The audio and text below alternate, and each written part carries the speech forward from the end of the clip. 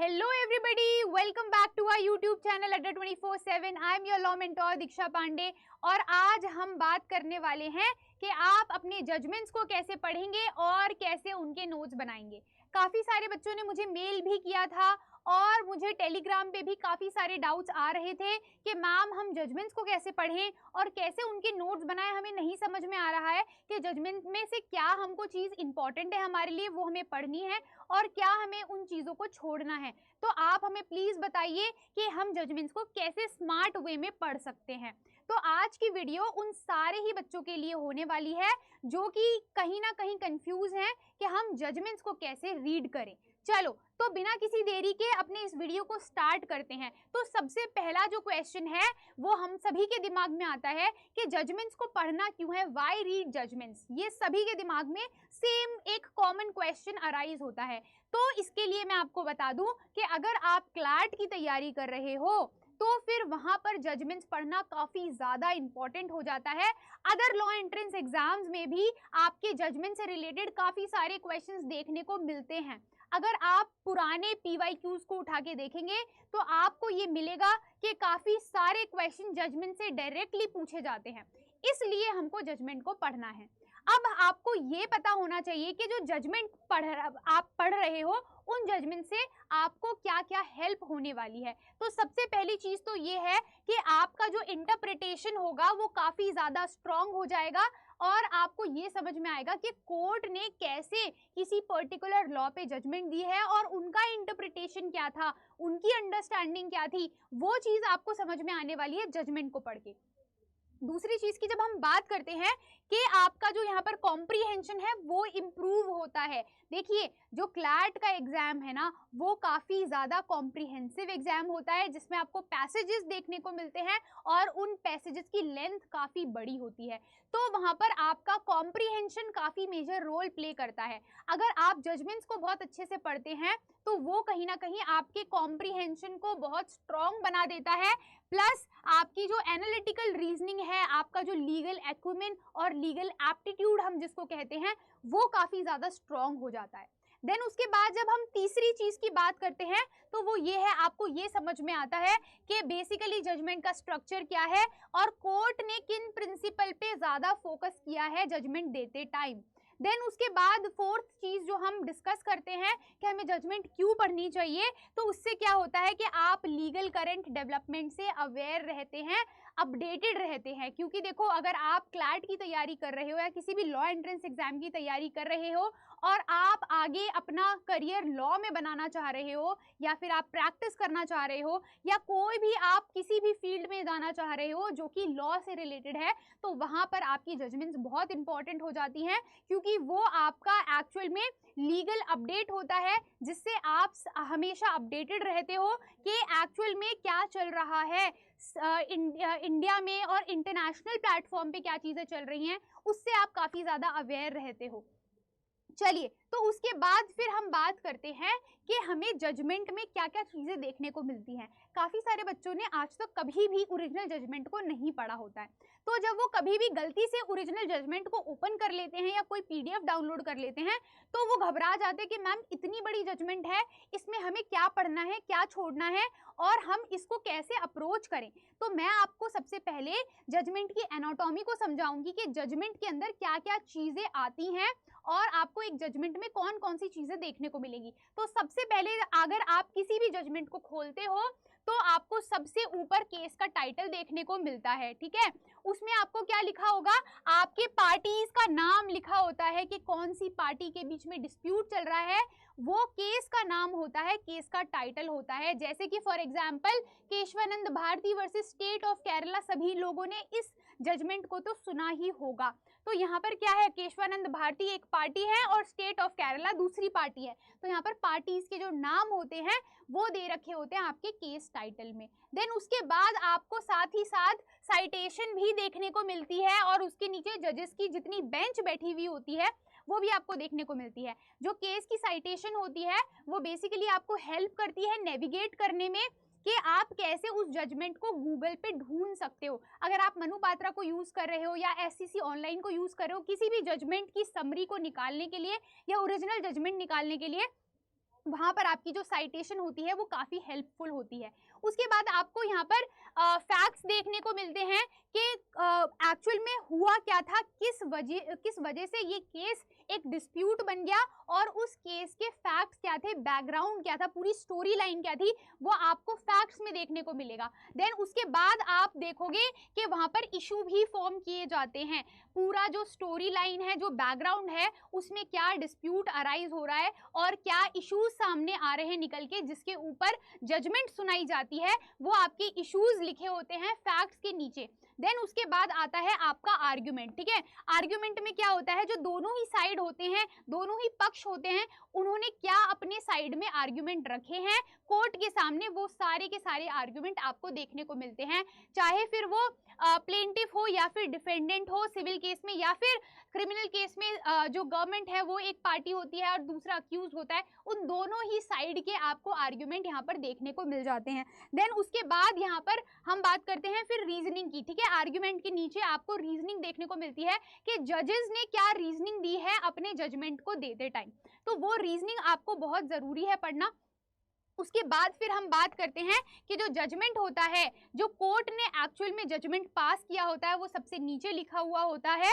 उसके बाद उसमें उसका रेशो डिसेंडेंट डाई भी लिखा होता है, मतलब कितने जजेस ने उस पर्टिकुलर केस में फेवर में जजमेंट दिया है और कितने जजेस ने उसमें डिसेंट में जजमेंट दिया है, वो होता है उस पर्टिकुलर केस का रेशो। उसके बाद फिर हम देखते हैं यहाँ पर ऑबिटर डिक्टा। ठीक है, ऑबिटर डिक्टा क्या होता है, बेसिकली जो जजेस होते हैं उनका एक तरीके का ओपिनियन होता है जो वो फॉर्म करते हैं after reading the entire judgment. ठीक है, जो भी जजमेंट आती है उसके बाद किसी जज का कोई ओपिनियन होता है तो वो ऑबिटर डिक्टा में कवर किया जाता है। अब आपको यहाँ पर कंफ्यूजन होगी कि मैम इतनी सारी चीजें हैं, क्या हमको जजमेंट में सब कुछ पढ़ना है, क्या फैक्ट भी पढ़ना है, बेंच भी याद करनी है, साइटेशन भी याद करनी है, इश्यूज, आर्ग्यूमेंट, रीजनिंग, जजमेंट सब कुछ याद करना है क्या? तो नहीं, बिल्कुल भी नहीं।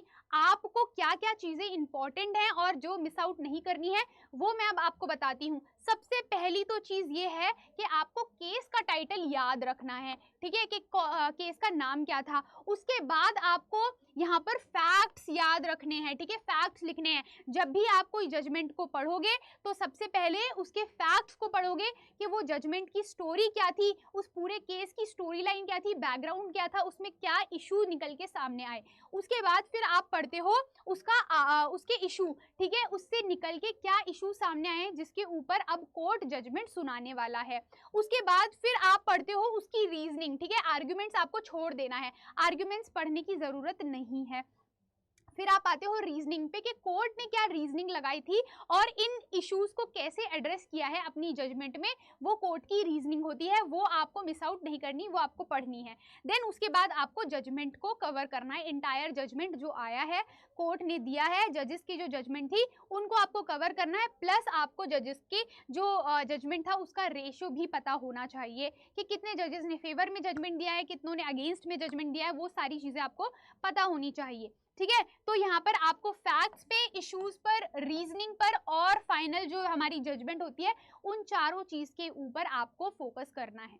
देन उसके बाद फिर हम बात करते हैं कि मैम जजमेंट्स को स्मार्ट वे में कैसे रीड कर सकते हैं, क्योंकि बहुत सारी जजमेंट्स होती हैं, हमें नहीं पता कौन सी जजमेंट हम छोड़ दें, कौन सी जजमेंट हम पढ़ें, और जजमेंट काफ़ी ज़्यादा लेंदी होती हैं। तो उन इतनी बड़ी बड़ी लेंदी जजमेंट्स को हम अपने टाइम फ्रेम में कैसे कंप्लीट कर सकते हैं। तो सबसे पहले आपको जो स्मार्ट अप्रोच है उसको फॉलो करना है। पहला जो स्टेप होता है उसका वो है स्किम रीडिंग। ठीक है, आपको क्या करना है, सबसे पहले जजमेंट को एक बार ऊपर ऊपर से उठाकर देखना है और ये देखना है कि क्या ये जजमेंट रेलेवेंट है आपके लिए, और इस जजमेंट के फैक्ट्स क्या कहाँ पर दे रखे हैं, इसकी रीजनिंग कहाँ दे रखी है, इश्यूज कहाँ पर दे रखे हैं और जजमेंट कहाँ दे रखी है। इसको आप कहते हो स्किम रीडिंग। स्किम रीडिंग आपको करनी है। देन उसके बाद जो सेकंड स्टेप आता है वो आपकी है डीप रीडिंग। ठीक है, आपने जब फिगर आउट कर लिया है कि ये केस हमारे लिए या ये जजमेंट हमारे लिए इंपॉर्टेंट है और क्लैट पॉइंट ऑफ व्यू से भी काफ़ी ज़्यादा इंपॉर्टेंट हो जाता है, तो हमें वहाँ क्या करना है, फैक्ट्स को पढ़ना है, उसके बाद इश्यूज को पढ़ना है, फिर हमें रीजनिंग पढ़ के जजमेंट्स पर आना है। ठीक है, जजमेंट तक हमें वो चीज़ें कवर करनी है। उसके बाद यहाँ पर जब आप पढ़ रहे होते हो किसी भी पर्टिकुलर जजमेंट को, तो वहाँ पर आपको कीवर्ड मार्क करने होते हैं, क्योंकि आपको पढ़ने के बाद उसके नोट्स भी बनाने हैं, उस पर्टिकुलर जजमेंट के नोट्स भी बनाने हैं।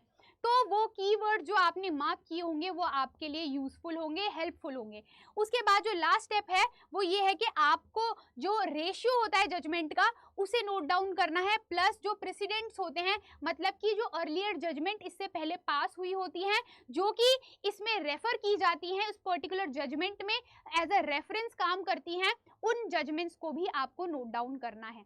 उसके बाद फिर हम बात करते हैं कि मैम हम अपने नोट्स को कैसे बनाएं। ठीक है, बहुत सारे बच्चों ने ये मुझसे डाउट पूछा था स्पेसिफिकली मेल पे कि मैम हम नोट्स कैसे बनाएं। तो उसके लिए ये टेक्निक है जिसको आप फॉलो कर सकते हो, दैट इज FIRR फॉर्मेट। ठीक है, इसको आप फॉलो कर सकते हो और अपने नोट्स को बना सकते हो। जो F होता है उसका मतलब होता है फैक्ट। ठीक है, तो आपको सारे फैक्ट्स को कवर करना है किसी भी जजमेंट के। फिर जजमेंट का जो इशू होता है आपको उसे कवर करना है।